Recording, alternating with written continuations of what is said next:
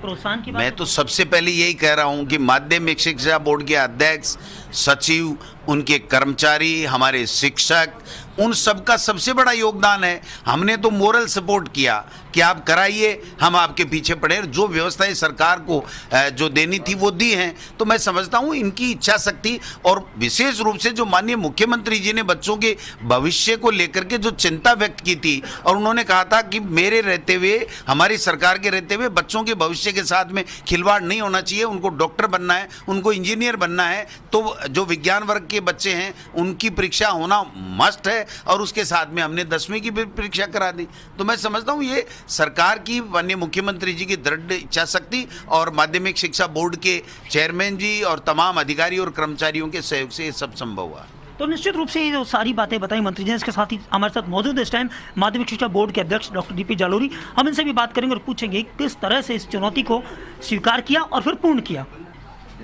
देखो, ये चुनौती मैं पहले भी कई बार आपसे, आपके सम्मुख बता चुका हूँ कि राजस्थान सरकार का, माननीय मुख्यमंत्री जी का, हमारे शिक्षा मंत्री जी का, पूरी सरकार का पूरा सहयोग रहा, जिसकी वजह से हमें सारे सेंटर, क्वारंटाइन कर सेंटर जो थे उनको भी सैनिटाइज करके दिए गए। सभी जगह थर्मल स्क्रीनिंग की व्यवस्था, सारा कोरोना के जो नियम थे सबका पालन करते हुए हमने 20 लाख से अधिक बच्चों की परीक्षा करवाने में हम कामयाब रहे। तो इसके लिए सारा श्रेय हमारी राजस्थान सरकार को, माननीय मुख्यमंत्री जी को, हमारे शिक्षा मंत्री जी को जाता है।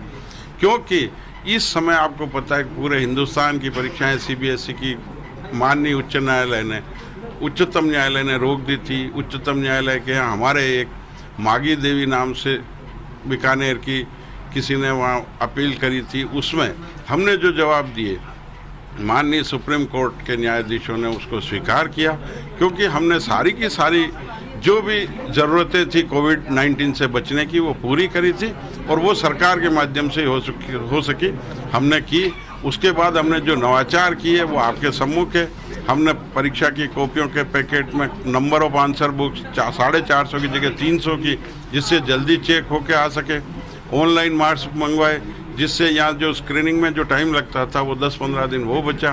तो ये माध्यमिक शिक्षा बोर्ड के इतिहास में पहली बार है कि इतने कम समय में, यहाँ पहला रिजल्ट 1 महीने के लगभग आता है। आपको पता है, विदित है, हम 1 महीने के अंदर सारे कक्षा 10 तक के सारे रिजल्ट हम दे देंगे। 30 तारीख को परीक्षा समाप्त हुई है, जिसमें 11.5 लाख से ऊपर बच्चे बैठे हैं, और ये कक्षा 10 की परीक्षाएं करवाने का श्रेय हमारे माननीय शिक्षा मंत्री डोटासरा साहब को जाता है।